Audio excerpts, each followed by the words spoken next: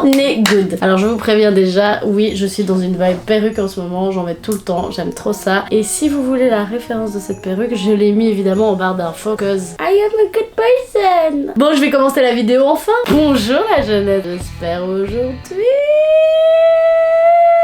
que tu vas bien. Alors je tourne cette vidéo en avance, c'est très probable qu'elle sorte un petit peu en retard concernant son contexte, étant donné qu'aujourd'hui je vais vous parler de ce que 2021 m'a appris. Pendant cette année 2021, je me suis amusée à faire un listing global de tout ce que je devais faire ou retenir dans cette petite cervelle. Je me suis dit que ça pouvait être cool de partager ça avec vous. Ce qui m'a inspiré pour faire cette vidéo, c'est le podcast de Ken Kojandi où, lorsqu'il a certains invités, parfois il propose aux invités de parler, sortir un petit peu les notes qu'ils ont notées dans leur téléphone. Et je me suis dit, bah tiens, qu'est-ce que j'ai dans mes notes? Et je me suis dit que comme on est en début 2022, c'était cool de pouvoir vous partager ça et voir si vous aussi vous avez appris des choses à ce niveau-là ou pas. Si les choses que moi j'ai appris peuvent vous apporter quelque chose. Ou pas. Avant de commencer la vidéo, n'hésitez pas évidemment à vous abonner à mon compte Insta, ma chaîne YouTube et mon compte TikTok. Cliquez sur la petite cloche pour être notifié parce que souvent vous ne l'êtes pas, ce qui est bien dommage. Ah by the way, j'ai chopé le coco. Je ne l'ai plus là maintenant, mais en tout cas, j'ai survécu. Je suis une warrior. J'ai survécu à cette maladie, à ce virus qui a créé une merde mondiale dans plusieurs années. Le bonheur dans ce visage, vous voyez?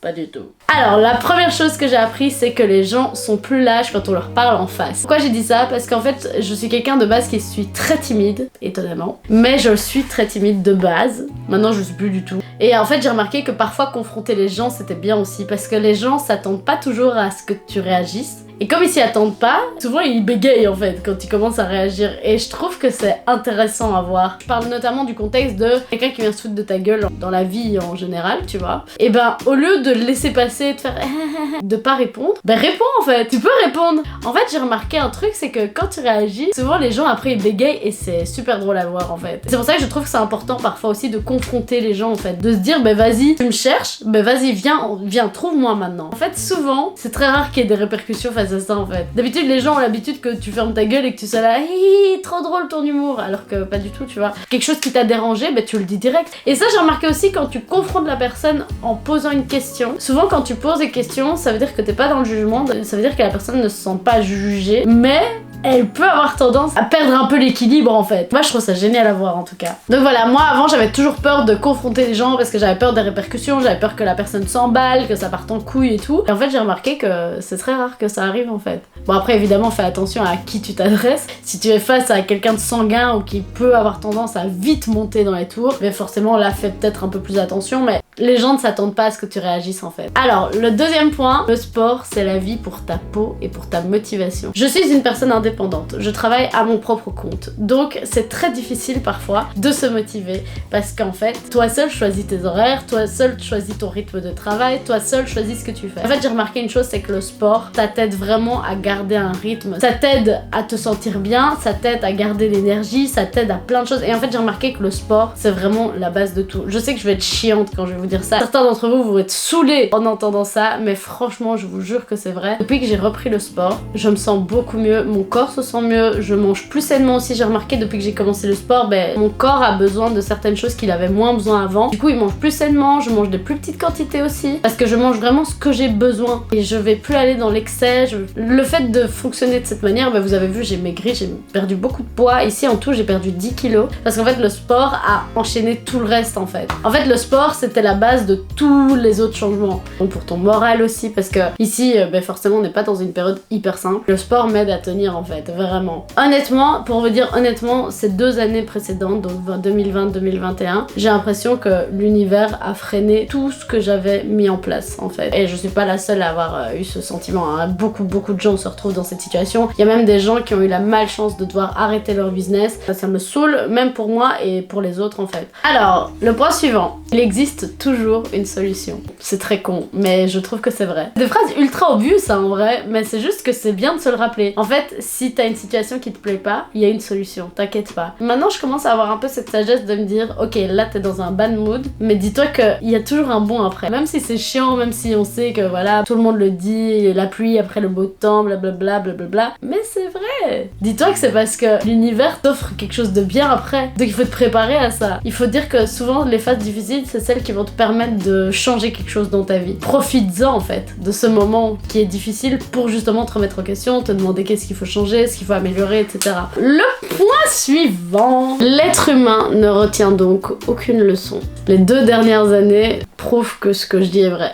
C'est très fataliste, hein, tout ça, c'est très pessimiste même, mais ça t'aide en fait. Moi je trouve que ça m'aide. Quand je dis qu'une personne ne changera jamais, t'auras beau vouloir attendre de la personne qu'elle change, qu'elle évolue, qu'elle arrête ses mauvaises habitudes, impossible de faire changer une personne en fait. Si la personne est comme ça et profondément comme ça, pourquoi tu t'amuserais à la changer? Il y a déjà des meufs qui m'ont dit, le mec qui t'intéresse, il a pas le style qui te plaît, bah tu peux le changer, tu peux changer ses vêtements, tu peux changer sa manière d'être, Non, en fait, on change pas les gens. C'est pas à toi d'arriver dans la vie de la personne et dire ok ça me plaît pas, ça tu changes, ça me plaît pas, tu changes. Non, si la personne est comme ça, c'est parce qu'elle est comme ça, donc accepte-la telle qu'elle est. Et là je parle du physique, mais je parle aussi bien sûr du mental. Je pars du principe que vraiment c'est important de se rappeler qu'une personne ne changera pas. En fait, quand tu vas commencer à voir la personne, tu vas voir tous ses défauts. Dis-toi que les défauts, plus tu vas les voir, plus tu vas te rendre compte que dans le futur, ils vont s'accentuer et être de pire en pire. Donc si les défauts d'une personne sont des défauts que tu ne peux même pas accepter dès le départ, cherche pas en fait, va pas plus loin, parce que dans tous les cas ça n'ira pas plus loin. Et je pense que des fois il faut arriver à voir quand est la limite de ça. Moi j'avoue que j'ai beaucoup de mal avec ça parce que j'ai toujours un peu d'espoir dans la personne, de me dire ah mais elle pourrait peut-être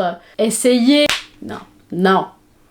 Pour les relations qui sont terminées dans ma vie avec certaines personnes, que ce soit amicales ou amoureux, peu importe, j'ai souvent voulu que ça marche. Finalement, la raison de la fin de cette relation, c'était une raison qui était un problème dès le départ de la relation. Alors là, on a une phrase ultra pessimiste. Les gens portaient des masques bien avant le coucou. Ils en ont pas changé. Le masque de l'hypocrisie. Je crois que l'hypocrisie, c'est bien un truc chez l'être humain qui me dégoûte le plus. Vraiment, l'hypocrisie, c'est la chose que j'aime le moins. Et puis même si tu viens par intérêt vers une personne, limite dis-le, tu vois. Enfin, moi je préférerais ça en fait. Peu importe quel est l'intérêt, il y a toujours un intérêt derrière chaque relation. Une autre phrase que j'ai notée qui est assez liée avec l'avant-dernière phrase. Quand ça ne marche pas une fois, ça ne marche pas 2 fois. So stop forcing le truc là, comme ça. Stop forcing, s'il te plaît. Garde les mêmes valeurs, peu importe qui t'as en face de toi. Si t'as quelqu'un qui t'intéresse, de nouveau, comme je disais, peu importe l'intérêt, s'il y a quelqu'un qui t'intéresse, ne change pas. Juste reste toi. Et c'est ça en fait qui va fonctionner, parce qu'à partir du moment où tu restes toi, tu montres à la personne qui tu es vraiment, et à partir du moment où t'as montré qui t'es vraiment, la personne elle peut dire oui ou non, ça m'intéresse ou pas. Quelqu'un qui ne s'investit pas, c'est quelqu'un qui s'en fout. Ça fait chier, hein. Ça fait chier à entendre, hein. Mais ce gars-là, que t'aimes bien, là, qui t'envoie 0 message, qui est pas du tout intéressé par toi, qui te fait croire un peu, parce qu'il aime bien t'avoir un peu dans la poche quand il peut, là, et puis te sortir de temps en temps, ah, toi, tu m'intéresses. Et puis, ah, j'ai eu ce que je voulais, allez, ciao. Et c'est qui s'en fout. Il s'en fout. I'm sorry to say it, but it's true. Une personne qui ne s'investit pas, c'est une personne qui s'en fout. C'est bien de toujours vouloir s'investir, mais c'est bien aussi qu'il est dans l'autre sens, en fait. C'est bien aussi que l'autre fasse, l'autre travaille, l'autre cherche à ce que ça se passe bien. Parce qu'une personne qui s'investit trop, c'est une personne qui fait peur aussi. Mais aussi, parfois, elle peut avoir aussi l'image de quelqu'un qui est dépité, en fait, qui a besoin de quelque chose. Et ça fait peur. Ça fait très très peur. On n'a pas envie non plus d'être quelque chose qui comble le besoin de quelqu'un, en fait. Ah ben voilà, ici. Quelqu'un qui donne trop au début, c'est louche. Et quelqu'un qui donne trop dès le début, qui donne trop de choses sans attendre quelque chose en retour, en fait j'ai remarqué que ça pue du cul. J'ai eu des expériences comme ça avec des personnes qui m'ont donné tout sur un plateau d'argent et moi vraiment je voyais ça en mode putain mais trop gentil quoi. Enfin, et moi en général, souvent c'est comme ça que moi je fonctionne, c'est qu'en général j'essaye d'équilibrer en fait. Si tu me donnes, je vais te donner. Mais moi je donnerai pas tant que tu m'as pas donné parce que j'ai toujours besoin d'un petit peu jauger la personne avant d'agir en fait. Et en fait le problème c'est que des fois les gens qui donnent beaucoup, c'est des gens qui attendent énormément en retour. C'est là qu'il y a un souci en fait. Si tu donnes trop, ça se déséquilibre automatiquement. J'ai eu l'exemple avec une personne avec qui j'avais créé une amitié, vraiment. Et elle m'avait rendu plein de services, elle avait vraiment été adorable sur plein de trucs. Et même, c'était elle qui proposait des choses en fait. Genre, elle avait un logement, elle était prête à me laisser son logement pendant quelques mois et tout. Enfin, des trucs alors qu'on se connaissait pas depuis si longtemps en fait. Et d'office qu'au bout d'un moment ça part en couille cette histoire parce que cette personne attend trop de toi parce qu'elle te donne trop et du coup c'est hyper instable, c'est pas sain comme relation. Rien n'est gratuit, obviously. Et c'est pas pessimiste hein, ce que je dis, c'est logique en fait. Même une relation méga saine, chacun trouve son intérêt dans la relation. Si te voir ça me fait du bien, ça me change les idées, ça me fait du bien, ça me permet de me faire comprendre, d'avoir quelqu'un qui me comprend. Ben tout ça c'est un intérêt hein, finalement, c'est quand même un intérêt. Cette année m'a fait comprendre aussi que du jour au lendemain, tout le monde pouvait tomber en même temps. Je me suis dit un truc, c'est que cette histoire-là, ce Coco et tout, là, ça m'a fait réaliser énormément de choses. Et en fait, je me rends compte qu'on vit constamment avec une épée de Damoclès au-dessus de la tête. Et en fait, c'est là qu'il faut vraiment apprendre à comprendre que right now, maintenant, c'est le plus important. Je parle comme ça avec la voix de la sagesse, mais je suis pas toujours aussi sage et je suis pas toujours aussi paisible. Hein. Il y a plein de fois où je suis dans des angoisses et on vit cette anxiété. Et moi, j'ai jamais eu autant d'angoisse que depuis que Coco est arrivé dans nos vies, hein, clairement. J'essaye de combattre le truc comme je peux en fait, et combattre aussi mes bad vibes. Et en fait, j'essaye petit à petit de prendre cette voix et de soit l'écouter et essayer de comprendre pourquoi elle est là et essayer de changer les situations pour qu'elle ne soit plus là. Ou aussi, des fois, j'essaye aussi de me dire, c'est une phase. Get out the way. I don't need you now in my life. Juste laisse-moi tranquille. Et là, je me change les idées. J'essaye de voir d'autres personnes. J'essaye de faire de la méditation aussi pour que ces petites voix disparaissent. En fait, j'ai l'impression d'être retournée à mes 16 ans en fait. Je fais plein de conneries, je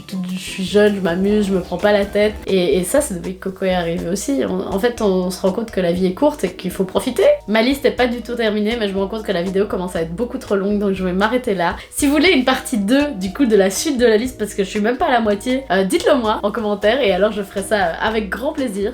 En tout cas, je vous fais d'énormes bisous à la jeunesse. J'espère vraiment que cette vidéo vous a plu, que vous aimez le fait qu'on puisse parler de cette façon. Et je suis très intéressée par votre avis à ce niveau parce que franchement, je trouve ça cool d'échanger là-dessus. Et vraiment, je vous dis, j'ai appris vraiment beaucoup de choses cette année. Et, ça fait de moi une femme nouvelle, je dirais plus sage, mais c'est assez paradoxal parce que je vous dis que je fais plein de bêtises, mais des petites bêtises, hein, c'est pas grave. Mais ça me fait vivre en fait. Et je trouve ça trop drôle. En même temps, j'ai l'impression d'avoir créé une certaine sagesse en moi aussi, que j'arrive à voir de manière sage aussi le côté négatif de chaque moment de la vie et en même temps voir de manière sage les bons côtés de ces moments-là en fait. Et j'ai l'impression que j'ai créé un calme comme ça. Bref, j'ai fini cette vidéo. Je vous fais d'énormes bisous la jeunesse et on se voit très bientôt. Abonnez-vous à mon Insta, TikTok, YouTube, tu connais, pour une prochaine vidéo. La bise. YMCA, YMCA, yeah.